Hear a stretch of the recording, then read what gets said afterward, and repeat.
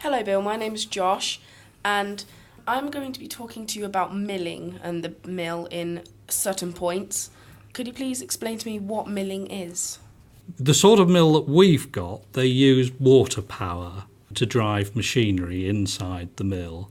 There are other mills around the country that are windmills, which use the wind, but the basic thing is the same. You've got to have some energy to turn machinery, and inside, the crucial bit is two big round stones that get ground around against one another, and you pour the whole grain, the wheat or whatever it is, into a hole in the middle of these two stones, and as the grain gets sort of moved outwards to the side of these two stones, it gets crushed and turned into powder, which is flour. So the basic principle is to turn wheat or other types of grain into flour, which we can then use for bread or pizzas or whatever. When was a mill first mentioned in the village of Sutton Poyntz? I'm relying on memory, but I think the first time I saw was in something called an Inquisition post-mortem, which was dated 1430 something. So we're talking about 600 years ago almost. And that listed two mills, and it said there was one which was a flour mill, which was working, and there was another which was called a fulling mill, and fulling is something that's done to sheep's wool, and I don't really know quite how it works, but it's something to do with the preparation of the sheep's wool so that it can be turned into clothes eventually. And it said that fulling mill, which may have been the present Sutton Mill, was defunct and wasn't working at that time. I think that's the oldest record I've seen. Why was Sutton Poyntz such a good location for milling? Because of the huge amounts of water that flows down the River Jordan out of the spring in the hills just above us.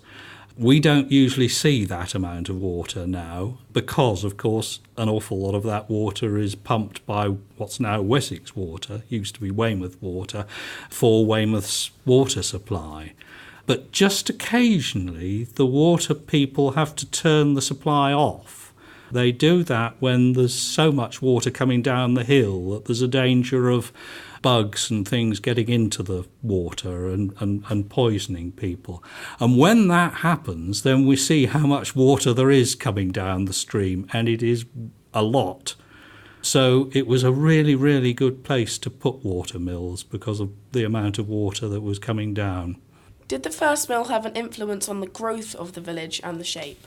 I mean, it certainly must have had an influence on the growth because it's an important part of the economy of a small village.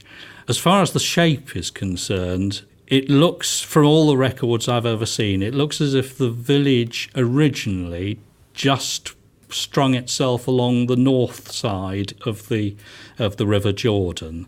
And that includes the two farms, which are there now, and the mill, and the upper mill, and the cottages now by the pond, and other cottages in a little tiny footpath that's rather delightfully called Silver Street. So all of that was sort of strung in a line along the stream side. So it was very much the stream that determined the shape of the village. Tell me a little bit about the last working mill in Sutton Poyntz. Well, Sutton Mill, which is the one that you see, was built in 1812. It's a big brick building, 3 stories high. That milled until about 1970-something, I think.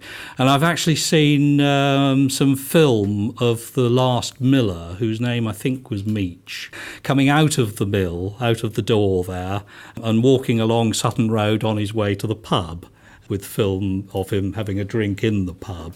But he was already quite old then, and I think he was pretty close to retirement.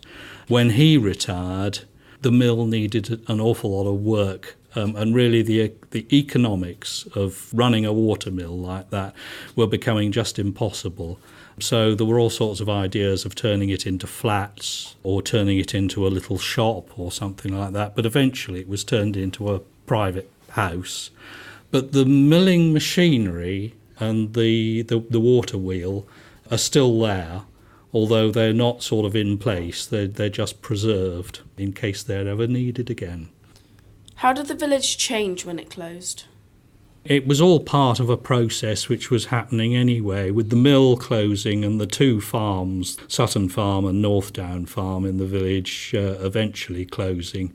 That was all part of the process of sort of taking the village away from agriculture as its reason for existence, and turning it into much more of a just a suburb of Weymouth, with people living in Sutton Poyntz but not working there. How important was the mill to the village? I think it must have been very important. If you go back sort of 150 years maybe, then a lot of the land would have been arable, that is, growing crops. There would have also been sheep up on the hill, there would have been cows along the meadows along the stream. But a lot of it was arable, and it was much more efficient if you could mill the crops there and take the flour away, and much better for the local economy to do that. So I think it was a very important part of the village. If you could turn back time, would you bring milling back? There are lots of mills around the country which have sort of been preserved, as it were, in the same way as old railways have been preserved around the place.